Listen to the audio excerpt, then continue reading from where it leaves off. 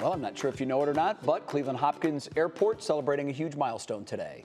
100 years old. And while we can be proud of its groundbreaking history, many of us here in Northeast Ohio cannot wait to see what the future looks like as it's finally set for a very long overdue facelift. It seems like they've been putting Band-Aids on for some time, but now it's a big overhaul. And our Mike-Polk-Jr. has some thoughts on what makes Hopkins quirky and uniquely Cleveland and challenges that got us here in the first place.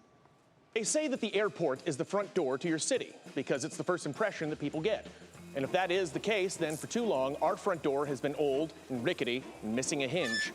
And the screen has holes in it and the porch light is broken. And there are old pumpkins on our porch from last Halloween. You get the point, it's bad. If you think I'm being harsh, don't take my word for it. Simply refer to the many studies confirming that our airport is distinctly lacking, like the latest J.D. Power annual survey in which Hopkins finished dead last for medium-sized airports, trailing the likes of Buffalo, Columbus, and yes, Pittsburgh. So what makes our current airport experience so uniquely bad? Well, the parking stinks, it's cramped, it's dated, it's almost impossibly beige, and I've stayed at campgrounds with cleaner bathrooms. The TSA lines are notoriously long and slow moving, but then, of course, you can't argue with the results. So it's no secret that Clevelanders' relationship with Hopkins is complicated. First of all, it's no spring chicken. Currently celebrating its 100th year of existence, it is the oldest municipally owned airport in the nation. But while it's needed a major overhaul for decades now, the city simply hasn't had the financial means to do so, instead focusing on minor, less expensive improvements to distract us from the larger issues. In May, the city unveiled a 7-year, $1.6 billion modernization program featuring a brand spanking new terminal.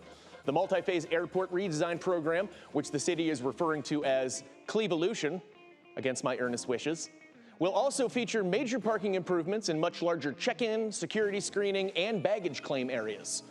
It looks impressive, and it seems like it's a major step in the right direction towards giving this area the world-class new airport it deserves. But also, buckle up, folks, because this is a long-term project, with the first phase alone expected to take at least 7 years. I regret to report that I've officially arrived at the age in life where my first instinct is to do the math to figure out how old I'll be when it's completed and whether I'll still be physically capable of utilizing it.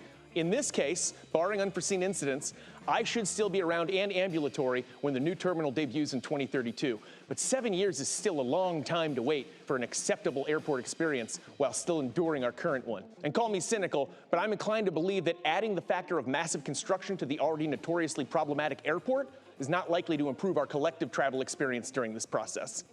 But it had to be done, so I'm glad that it's happening.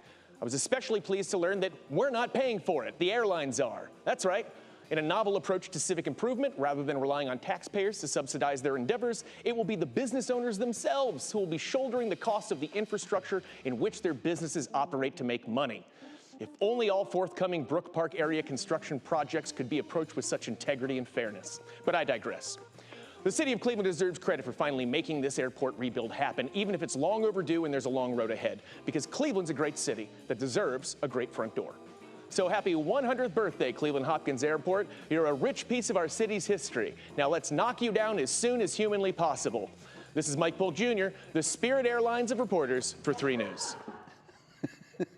So, you said it yourself, we've been doing a lot of patchwork for quite some time. Yeah. And the main problem's been we just haven't had a big boatload of money yet to actually do real improvements. Sure. So we're like, look, it's a Superman statue. Or look, there's a massage chair down a dark hallway. That's better, right? Rock and Roll Hall of Fame mural. Look, now we're good, right? So now they actually get to do the work. And unfortunately, as we said, it's the timetable that's so frustrating. Well, and the pain, believe me, we love to complain in Cleveland. Yes. This is not going to be a quiet 7-year project. Will not. This will be very painful. We'll be very vocal about that. I'm wondering if there's maybe, I don't know, AI might be able to tell us this. What is the longest airport renovation project in the history of airports? Yeah.